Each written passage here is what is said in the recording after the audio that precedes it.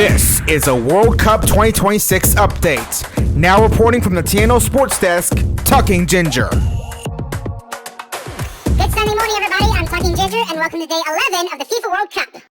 As usual, we start with our match recaps from the 4 games yesterday. We had the Netherlands against Sweden, Germany against Ivory Coast, Ecuador against Curacao, and Tunisia against Japan. The Netherlands cruised past Sweden 5-1 to all but mathematically guarantee a place in the last 32 of the World Cup, with all 6 goals scored by players from the Premier League.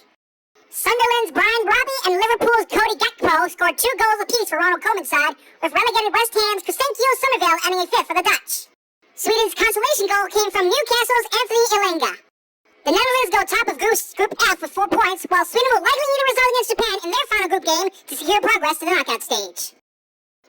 A brace from Dennis Undorf turned Germany's fortunes around as they beat Ivory Coast 2-1, booking their place in the last 32 of the World Cup. Frank Kessie put the West African side ahead after half an hour, but Julian Nagelsmann's second half changes made the difference. Undorf popped up with the equalizer before a winner deep into stoppage time to seal the points. It means the 4-time world champions are back in the knockout stages after a 12-year absence, having followed their 24 win with 2 group stage exits. Ivory Coast, meanwhile, will have to qualify on the final match day. Tiny Curacao battled to a 0-0 draw with Ecuador to earn the first World Cup point in the Caribbean islands' history yesterday. 6 days after being humbled 7-1 by Germany on their World Cup debut, Curacao, which is the smallest nation ever to reach the finals, produced a resilient display to frustrate the South Americans. Goalkeeper Eloy Room was the standout figure, making 15 saves and just missing out on the World Cup record of 16 by American Tim Howard in 2014. The draw that confirmed Germany as Group E winners was a blow for Ecuador, who arrived at the tournament on an 19-game unbeaten run. And Japan moved 1 step closer to reaching the knockout stages of the World Cup for the 4th consecutive time after pummeling Tunisia 4-0 in Group F. Japan's 4 goals were the most the Samurai Blue had ever scored in a World Cup game, as Japan comfortably dismantled its Tunisia side that became the first to ever fire its coach after the opening game. The loss for Tunisia means it is eliminated from the tournament. Japan are guaranteed at least 3rd in the group, which could be enough to advance to the knockout stages.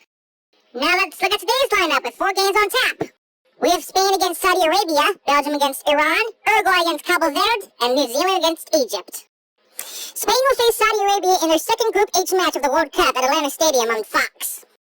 In their 3 previous meetings from 2006 to 2012, Spain won all 3 matches by a combined score of 9-2. Both nations tied their opening matches. In its opener on Monday, Spain shockingly played to a scoreless draw against debutant Cape Verde. Spain dominated that game with 74% possession, which was second most by any team in the first set of group games. They also outshot Cape Verde 27-6. Spain's 27 shots tied its records for more shots in a World Cup match without scoring, 1966 versus Paraguay.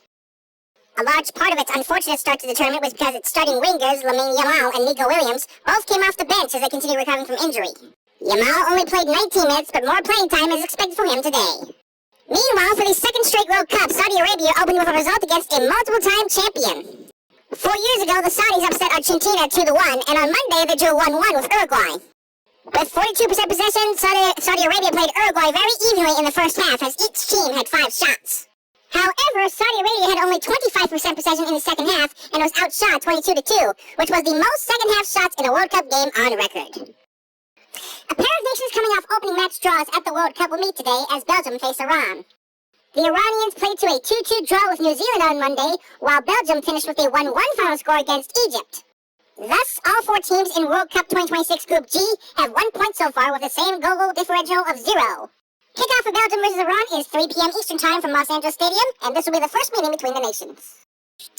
Cape Verde will take the field again at the World Cup after their stunning draw with Spain when they face Uruguay today. The Cape Verdeans had a scoreless contest with the Spanish in their Monday opener, while the Uruguayans drew 1-1 with Saudi Arabia in their World Cup Group H opening match on the same day. This is Cape Verde's first ever appearance at this tournament, while Uruguay is a 2-time champion. Kickoff is at 6 p.m. Eastern Time from Miami Stadium. And finally, the World Cup concludes its first full week of action today with a matchup between New Zealand and Egypt in Group G. This group featured 2 draws on its first day of action as New Zealand and Iran battled to a 2-2 final, while Belgium and Egypt ended in a 1-1 final.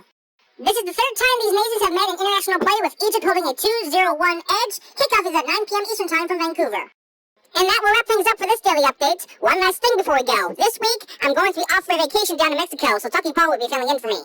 I should also mention that tomorrow we've got a new Northwest of 5 newscast for you, and I'll actually be filling in for Talking Tom and Ben. But anyways, thank you for watching, enjoy the games, and I'll see you all next week. This has been a World Cup 2026 update.